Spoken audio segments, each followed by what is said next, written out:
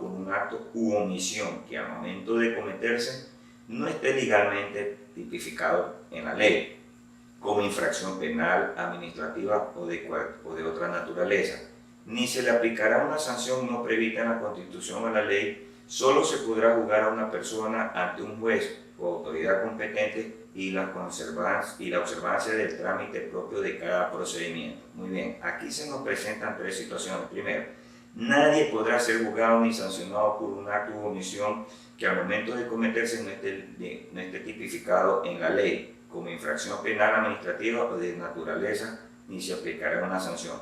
Es decir, para que una persona, pongamos en el ámbito penal, sea juzgada, condenada, debe demostrarse en primera instancia que el acto que presuntamente cometió esté legalmente tipificado y sancionado por la ley. En este caso, el Código Integral, Código Integral Penal. ¿Qué quiere decir? Que es la sanción por el acto cometido de esta persona debe estar señalada, tipificada, y la disposición de sanción con respecto de ese acto. En el evento de que no exista ni siquiera por norma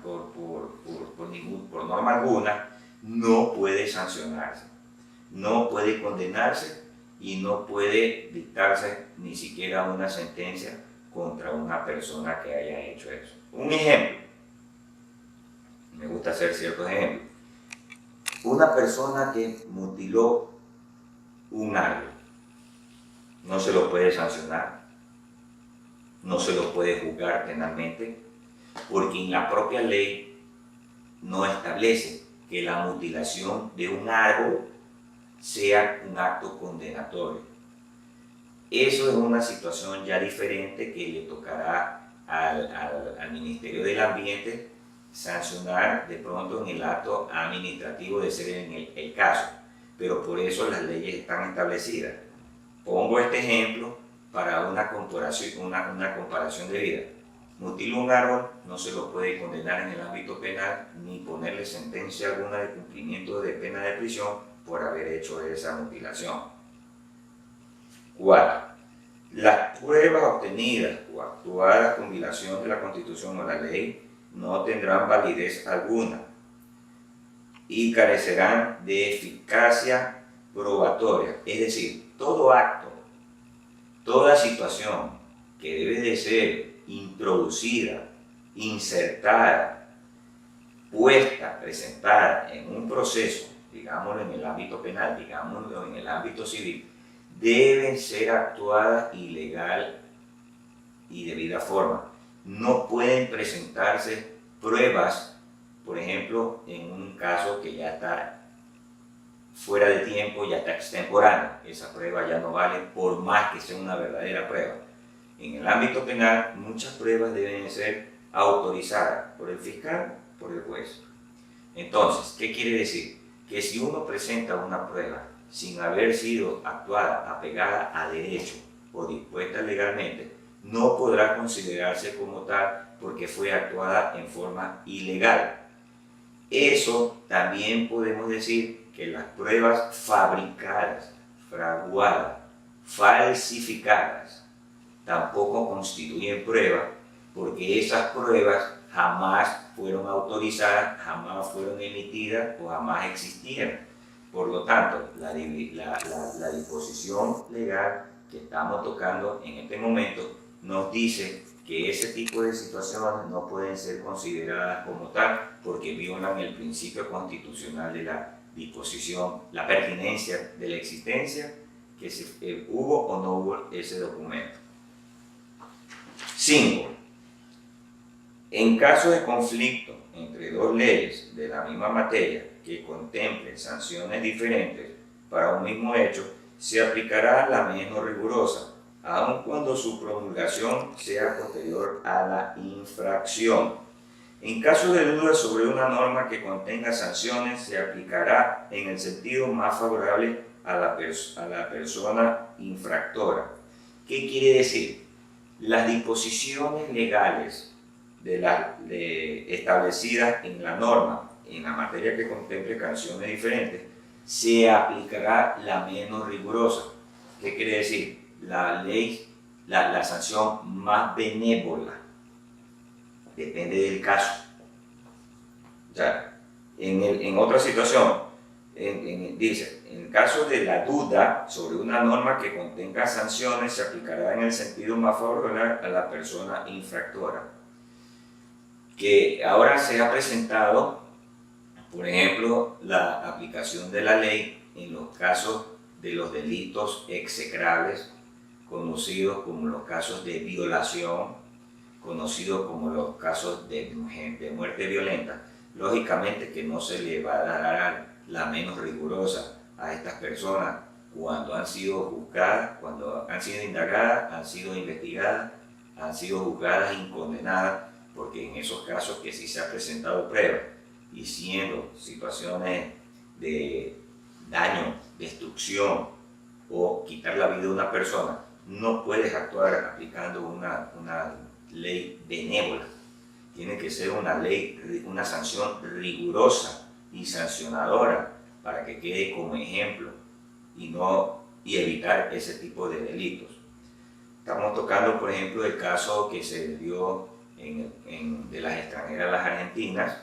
La aplicación de la norma por las evidencias y las pruebas presentadas se implicó la pena máxima para la sanción y la resolución de condena y cumplimiento de la pena de la misma. 6. La ley establecerá la debida proporcionalidad entre las infracciones y las sanciones generales, administrativas o de otra naturaleza. ¿Qué quiere decir? En un ámbito administrativo no se podrá sancionar, no se podrá sancionar como una situación de carácter penal si no se demuestra que la infracción administrativa ha sido de un acto doloso o grave. Una situación administrativa puede ser, por ejemplo, una cuestión, una persona llegó tarde a su trabajo y llega bastante tiempo de trabajo y no lo justifica, y como no lo ha justificado, le imponen un descuento en su remuneración. Esa es una sanción administrativa. Pero por esa situación, el ejemplo que le acabo de poner, no puede ser sancionado desproporcionalmente con una sanción penal como la privación de libertad. Como ven, las comparaciones y las interpretaciones deben ser de acuerdo a la proporción y a la aplicación de la ley, a la aplicación de las normas. Eso es lo que nos enseña esta disposición. Y, lógicamente, no se puede aplicar de cualquier otra naturaleza. ¿Qué quiere decir? Que las aplicaciones de las sanciones, de las normas, tienen que ser relacionadas con el tema del acto a que debe ser sujeto. 7. El derecho de la persona a la defensa incluirá las siguientes garantías. Aquí vamos a tocar cuáles son las garantías constitucionales que establece el numeral 7 del artículo 76 de la Constitución para que las personas tengan el libre derecho del ejercicio de su defensa. Por ejemplo, nadie podrá ser privado del derecho a la defensa en ninguna etapa o grado del procedimiento. O sea, toda persona tiene el derecho a ser representada por un abogado. Existe la defensoría pública, existe la defensoría del pueblo. En el ámbito administrativo, para el ámbito particular, para el ámbito civil, para el ámbito penal o de cualquier otra índole. Esta disposición nos dice que una persona no podrá negársele el derecho de la aplicación de la tutela efectiva a través de su abogado patrocinador. B. Contar con el tiempo y los medios adecuados para la preparación de su defensa. Lógico, si a una persona le han iniciado una acción de carácter civil y le han incoado una demanda, le han iniciado una demanda por un supuesto incumplimiento de una obligación, pues esa persona deberá tener el tiempo debido para poder preparar el abogado o su defensor o el patrocinador y aplicar el derecho a la defensa de esta persona. ¿Qué quiere decir? Deberá de darse el acceso a los documentos, deberá de dársele el tiempo debido, deberá de dársele los medios de prueba que pueden o condenar o desvirtuar un juicio o una sanción o una resolución que lo obligue a cumplir algo, siempre y cuando las pruebas, los documentos, las evidencias que requieran, en este caso la persona en el ámbito civil, demuestren o desvirtúen la responsabilidad de cumplimiento de una obligación. C. Ser escuchado en el momento oportuno y en igualdad de condiciones. ¿Qué quiere decir? El principio equitativo de igualdad. La parte actora, la parte demandante, la parte acusadora, la parte iniciada en una acción, la parte denunciada, la parte acusada, están en igualdad de condiciones dentro del proceso que se presente, civil, penal o administrativo, y tendrán el mismo tiempo, el mismo derecho a ser escuchados ante la autoridad competente que les corresponde juzgar, determinar o sancionar o resolver cualquier conflicto que se esté ventilando, sea la causa que se presente. Son ejemplos que estoy dando. D. Los procedimientos serán públicos, salvo las excepciones previstas por la ley. Las partes podrán acceder a todos los documentos y actuaciones del procedimiento. Como ustedes acaban de escuchar, estas tres literales del ALDE van cogidos de la mano. El acceso a los documentos y los procedimientos son públicos. Podrán tener acceso y las actuaciones del procedimiento. Toda persona, sea acusada o acusado, tienen el derecho a conocer tanto el acusado, las acciones, las evidencias, las pruebas presuntas presentadas en su contra y desvirtuarlas ante el acusador. El acusador tiene el derecho de pedir ante el juez, actuar con la aplicación de la norma constitucional, que esas pruebas se presenten para él poder probar el hecho acusado. Ese es en el ámbito del ámbito penal. En el ámbito civil, las mismas circunstancias, las partes. Nadie podrá ser interrogado, ni aun con fines de investigación, por la Fiscalía General del Estado, por una autoridad policial o por cualquier otra, sin la presencia de un abogado particular o de un defensor público, ni fuera de los recintos autorizados para el efecto. ¿Qué quiere decir esto?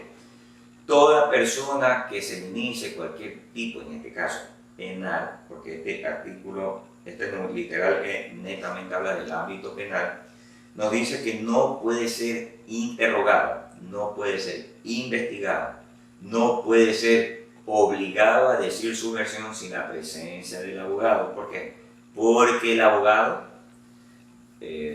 tendrá que evitar que se le violen los derechos constitucionales, porque nadie puede declarar sin la presencia de lo mismo. Por esa razón que esta disposición constitucional mandatoria la establece en este punto para que haya la situación del respeto de las personas. Está dirigida a todo tipo de autoridad.